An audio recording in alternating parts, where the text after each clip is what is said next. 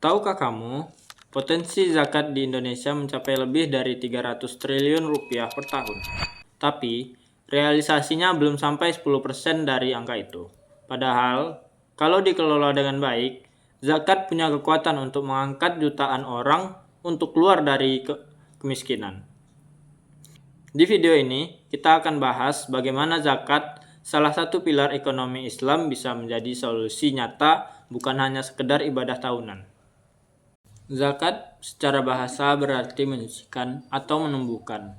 Secara istilah, zakat adalah kewajiban untuk mengeluarkan sebagian harta tertentu bagi umat muslim yang telah memenuhi syarat nisab dan haul, untuk diberikan kepada golongan yang berhak menerimanya, yaitu asnaf 8 golongan. Sebagaimana disebutkan dalam Al-Quran surat At-Taubah ayat 60, ada dua jenis zakat utama, yaitu zakat fitrah yang dibayar menjelang Idul Fitri untuk menyucikan diri, dan zakat mal, yaitu zakat atas harta seperti penghasilan, perniagaan, emas, pertanian, dan usaha lainnya. Yang membedakan zakat dari sekedar sedekah biasa adalah sifatnya yang wajib dan terukur. Ada perhitungan nisab dan presentasi yang jelas sehingga zakat menjadi instrumen distribusi kekayaan yang sistematis, bukan hanya bergantung pada kedermawanan individu. Secara teori ekonomi, kemiskinan sering terjadi karena kekayaan menumpuk pada segelintir orang, sementara distribusi ke kelompok bawah tersendat.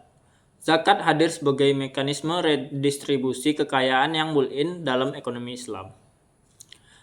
Ketika zakat dikumpulkan dan disalurkan secara terorganisir, ia tidak hanya memberikan bantuan konsumtif seperti sembako, tapi diarahkan menjadi zakat yang produktif. Misalnya, modal usaha, pelatihan keterampilan, atau alat produksi bagi mustahik atau penerima zakat.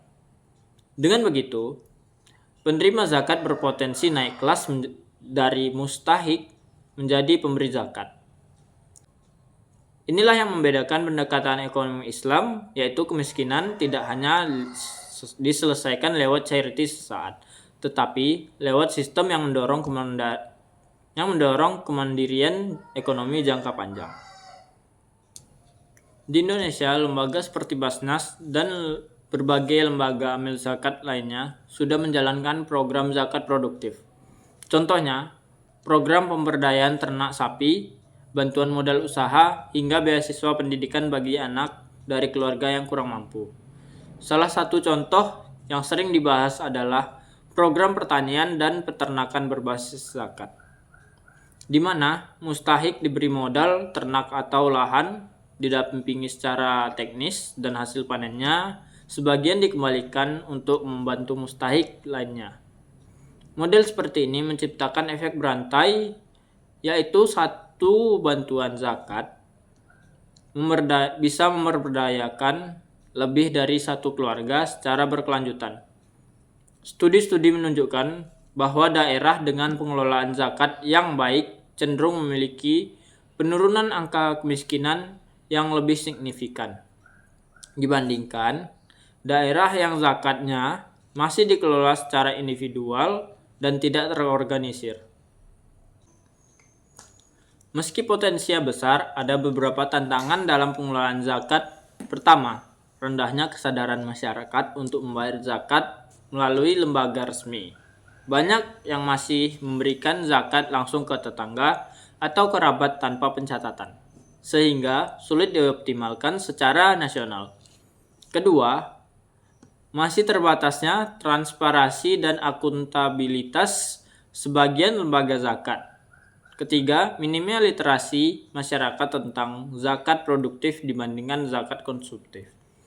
Solusinya antara lain yaitu digitalisasi pembayaran zakat lewat platform online yang transparan, edukasi masyarakat tentang manfaat zakat produktif, serta sinergi antara pemerintah, lembaga zakat, yaitu sektor swasta untuk memperluas jangkauan program pemberdayaan.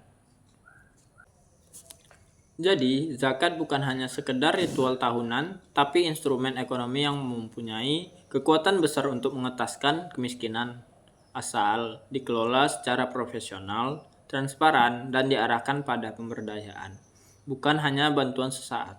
Sebagai generasi muda, kita bisa mulai dari hal kecil, yaitu membayar zakat tepat waktu melalui lembaga resmi, dan ikut mengedukasi orang di sekitar kita tentang pentingnya zakat produktif.